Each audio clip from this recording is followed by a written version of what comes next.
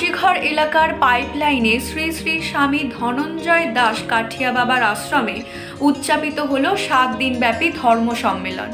পাশাপাশি কাঠিয়া বাবার জন্মদিন উপলক্ষে নবকুঞ্জ যজ্ঞের আয়োজন করা হয়েছে।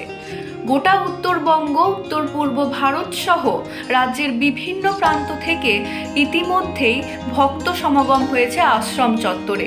প্রতিবেশী রাষ্ট্র বাংলাদেশ থেকেও যজ্ঞের অনুষ্ঠানে হাজির হয়েছেন বহু ভক্তবৃন্দ।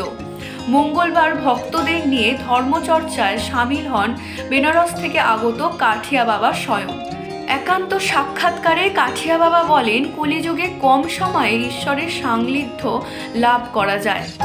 পাশাপাশি তিনি তরুণদের উদ্দেশ্যে পরামর্শ দেন মোবাইলের যুগে মোবাইলের পাশাপাশি ধর্মকর্মের সাথে যুক্ত হওয়ার।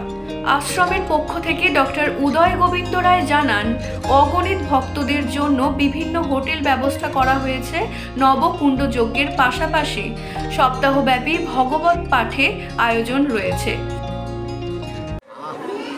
কলিযুগ তো অধর্মের যুগ, কিন্তু আবার এই কথাও শাস্ত্রে আছে, কলিযুগে যেসব ধর্ম কর্ম বা যেসব শাস্ত্রীয় মঙ্গলাচরণ হচ্ছে এর দ্বারা অনেক অধর্ম বিনাশও হয়ে যায়।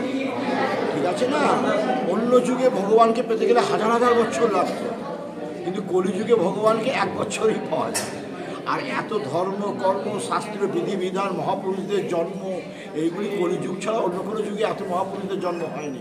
ভগবান যেমন আমাদের মধ্যে কামনা বাসনা দিয়েছেন কলিযুগে, তার সাথে সাথে কামনা বাসনা থেকে নিরাকরণ করার জন্য বড় বড় মহাপুরুষদের অবতরণও করেছেন।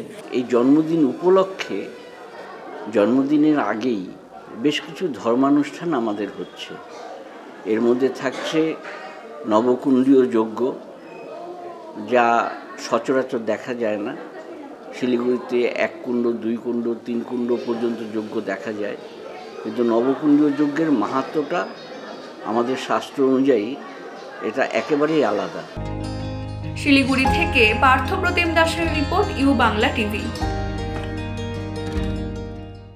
ইউ বাংলা টিভি হৃদয় ছুঁয়ে যায়।